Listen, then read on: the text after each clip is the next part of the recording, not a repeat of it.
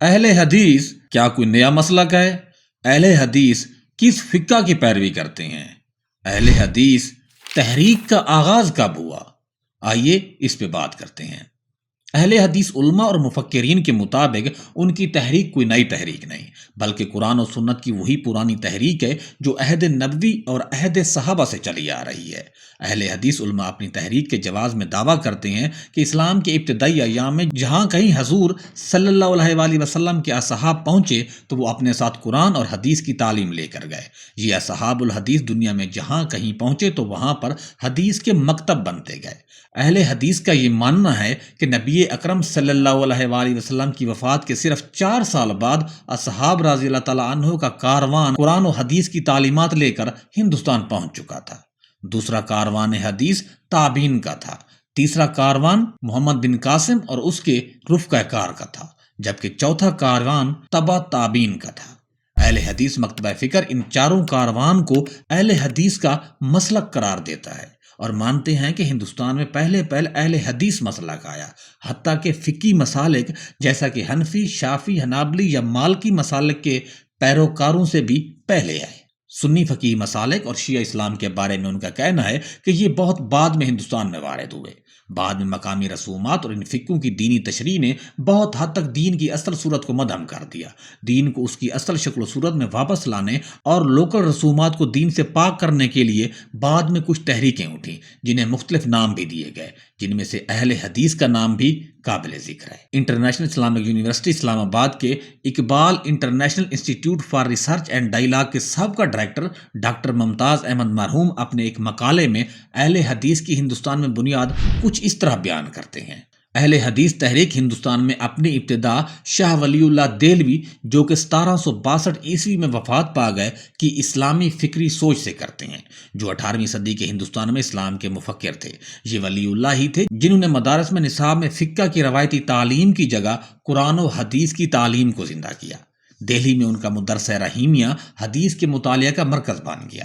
ان کی روایت کو جس میں فقہ کی بجائے قرآن و حدیث کو اہمیت دی جانے لگی، ان کے 4 نامور بیٹوں شاہ عبدالعزیز، شاہ عبدالقادر، شاہ عبدالغنی اور چوتھے بیٹے شاہ رفیع الدین نے آگے بڑھایا۔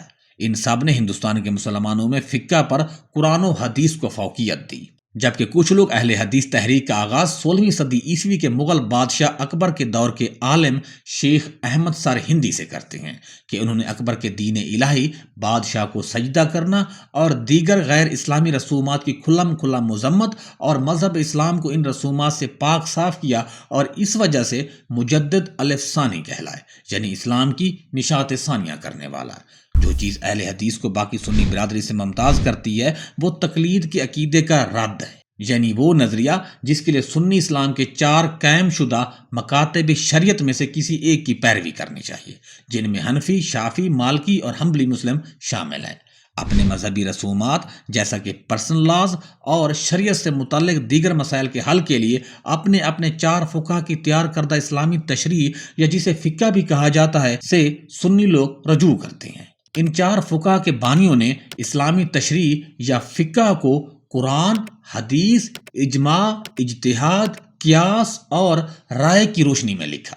ان فقہ کی پیروی کرنے والے مقلد کہلاتے ہیں، جبکہ اہل حدیث فقہ کی پیروی نہ کرنے کی وجہ سے مقلدین میں غیر مقلد کے نام سے مشہور ہیں، یعنی کہ وہ مسلمان جو فقہ کی بجائے ڈائریکٹ قرآن و حدیث سے رہنمائی لیتے ہیں۔ اہل حدیث اس بات پر اصرار کرتے ہیں کہ مسلمانوں کی بعد کی نسلیں مذہبی طور پر ان نامور فقہ کے وضع کردہ قانونی احکام پر عمل کرنے کی پابند نہیں ہیں، کیونکہ ان فقہ کی بنیاد قیاس اور رائے یعنی کہ اوپینین پر مبنی تھی۔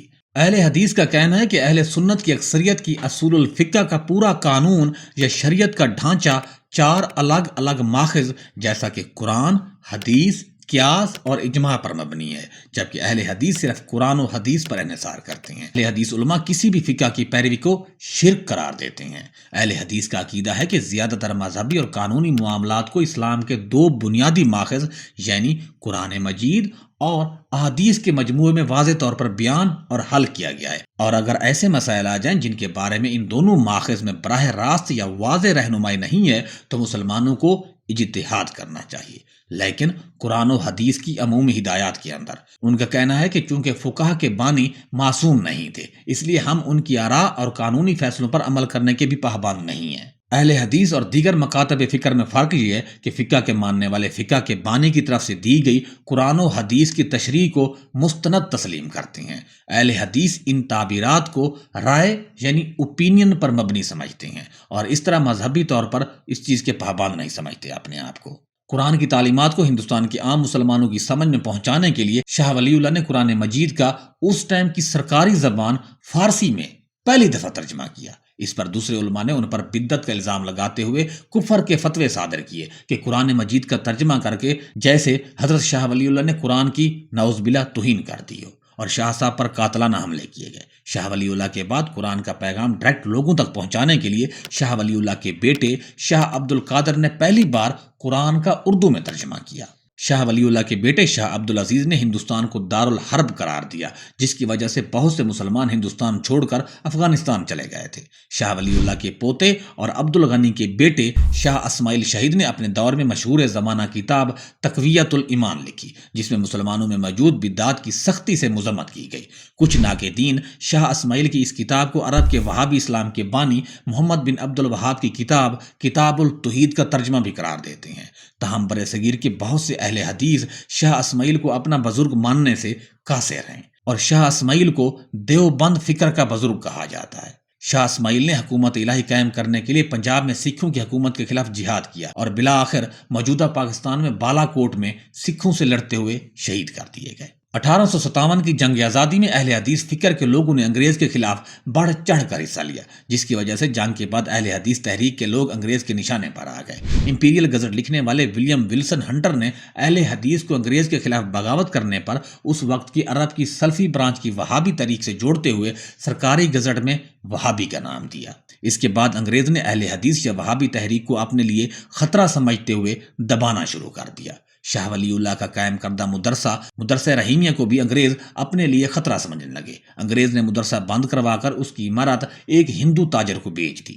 1870 تک اہل حدیث تحریک کو انگریزوں نے دبا دیا تھا اور اہل حدیث کے ماننے والے بکھر چکے تھے۔ اس موقع پر کچھ نامور اہل حدیث علماء اٹھے اور ایک بار پھر تحریک کی تجدید کرنے لگے۔ اب کی بار حالات کو دیکھتے ہوئے انہوں نے تلوار کی بجائے قلم کے جہاد پر زور دیا۔ ان میں مولانا محمد حسین بٹالوی اور ریاست بھوپال کی ملکہ کے خامند نواب صدیق حسن شامل تھے۔ محمد حسین بٹالوی نے برٹش وائسرائے کو درخواست کی کہ ان کا وہابی تحریک سے کوئی تعلق نہیں ہے اور ان کے مسئلہ کو سرکاری دستاویزات میں اہل حدیث کہا جائے۔ اس تحریک کے اراکین نے 1906 میں باقاعدہ آل انڈیا اہل حدیث کانفرنس نامی ایک پارٹی بھی بنائی۔ ستمبر 1919 میں برطانوی ہندوستان میں اہل حدیث کی ایک ہفتہ وار میگزین اخبار اہل حدیث نے اپنے قارئین کے لیے اہل حدیث کون ہے کی تعریف پیش کرنے کے لیے ایک مقابلے کا اعلان کیا۔